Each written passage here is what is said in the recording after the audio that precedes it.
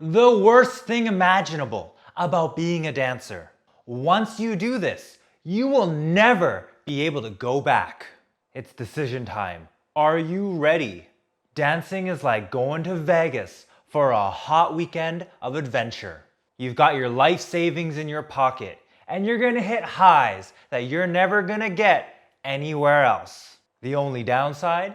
Your dopamine hits will run out when you stop, so never quit. Whereas not dancing will lead you down the path to a paved road going to a countryside home with a family that doesn't hate you and a sustainable lifestyle. When you think about it, what's really most important here? Thought so, but just in case you're not convinced, I'm gonna break down the pros and the cons of dancing. Before we start, if you want to watch more dance comedy videos that make you laugh and be happy, then please subscribe to my channel. Let's get on with the video. The pros. No one ever really wants to talk about the real pros of dance. But lucky for you, I'm not no one. Here's the truth. Starting it off, you will actually be able to dance. That's a no-brainer. Remember when you went to your first school dance and you awkwardly stared at the boys or the girls on the other side of the room? You will always be that person until you start dancing. Instead of wiggling to music like an awkward caterpillar on a leaf, which is probably what you look like, you'll learn rhythm and style. This is how everyone's dance addiction begins. You'll obtain a hot body. Dance is like combining CrossFit and music, except there's no CrossFit and you won't end up with a slip disc in your hip. The more you dance, the hotter you'll become. It's science. Even if you don't become hotter, at least you'll learn how to fake it because you'll know how to move your body in a sexy way. Learn how to make friends. Chances are you're an adult because no parents would let their kids watch videos like this. Making friends as an adult is way harder than it was when you were much younger. It's way easier to make friends in high school when you're being forced to do something you don't want to do in a room full of other people who have to do the same thing. In dance, you are being forced to do something you actually want to do in a room full of other people who have to do the same thing. The difference is not really that subtle. Rockstar adrenaline highs. If you ever get good enough to perform, then you're going to achieve the one thing that you've been missing in your life: validation. When you get on that stage and you perform your dance moves for an audience that most likely knows very little about your dance, then you're gonna find out that they will celebrate you like the athlete you've always used to never be. They probably won't pay you, but hey, validation is its own temporary but highly valued currency. Developing a good fashion sense. Every dancer reaches a point where they stop asking their mom to dress them every morning and they learn how to dress themselves. Matching colors and fabrics will become your second nature. Usually, the more naked you are, the better you look. Crop tops, V-necks, leggings, tights, stretchy jeans, slim fit shirts, you name it, we'll wear it. All of these pieces of clothing will become your second nature. The only time this ever changes is when you become a pro. Then it basically looks like you're wearing gym clothes 24/7. And the last best thing about dance is having lots of cute people to date. No matter if you're gay, straight, lesbian, or anything else, you're gonna find a lot more hot people in dance than outside of dance. AKA people who aren't pretty, AKA the outside world, AKA people who are not pretty.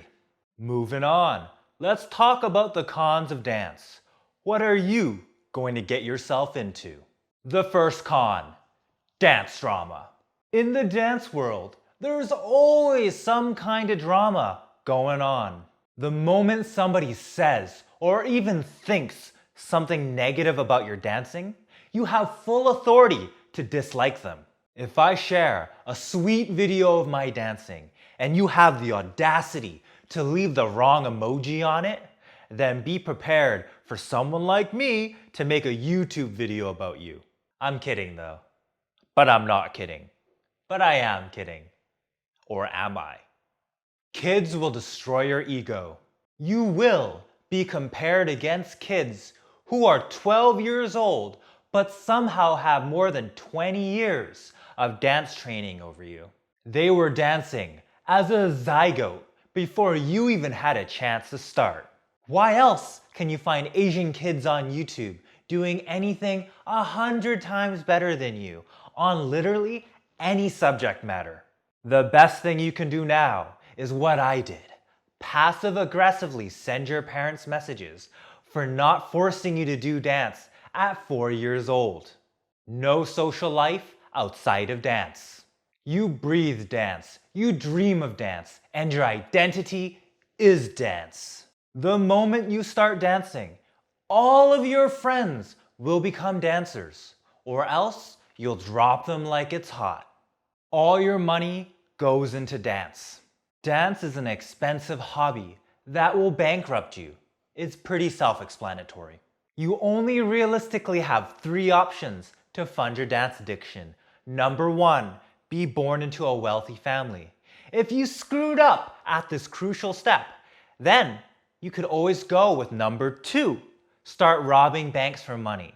You see, I wouldn't recommend this strategy, not because you're going to end up in jail, but more importantly, when you go to jail, you won't be able to dance anymore. And number 3, you can always work as a dance teacher. Be prepared to receive payment in gummy bears and validation. The dance hierarchy. Everybody starts at the bottom of the dance hierarchy, where your status is proportional to how skilled you are. The only exception to this is if you're really attractive or rich. Then, people are going to use you. That's the game you signed up for if you choose to use anything else but skill to become popular in the dance world. Enjoy your grueling journey up the ladder. Trust me, it never ends.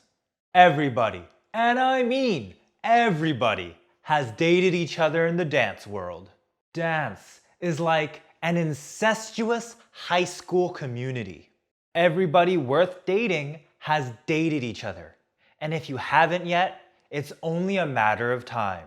You might swear that you'll never date another dancer, that you're somehow the chosen one who will be different from the rest of us. That's a good joke. But when you meet another dancer with the right kind of body roll, the one where they have perfect abs like me, then you know it's going to happen. Another con, too many dance shoes. You're gonna find out that they'll be stinking up your whole place, but you don't really want to get rid of them because hey, they might make good practice shoes later on. When you're deep down the rabbit hole of dance, you're gonna find out that you can never walk off time again. Every dancer hates it when you hold hands with somebody and you walk with them, but they're walking on a different rhythm. Like, how can you expect to ever be soulmates if the person you're holding hands with can't walk on the same rhythm as you? My suggestion, dump them immediately. And for my final point, literally the worst thing imaginable about being a dancer. This is the biggest reason why you should not start dancing. Once you do this, you will never be able to go back. You'll end up on TikTok. TikTok is like the terminal cancer of the dance world. It boils down all your talent and hard work into oddly sexual videos being done by jailbait teens. If you're not a jailbait teen, then prepare to copy their dance challenges so that you can become internet famous and get a bunch of likes from all of the jailbait teens. Either way, it's a lose-lose situation. Let's see how the pros and cons tally up against each other. Wow, there are a lot more cons than I thought. Let me fix this. As you can see, if I stand right here, the pros of dance clearly outweigh the cons. This is nothing else but a 100% transparent comparison. Like this video and leave a comment below about some pros and cons of dance that you think that I've missed. Please subscribe to my YouTube channel to watch more dance comedy videos like this. Peace!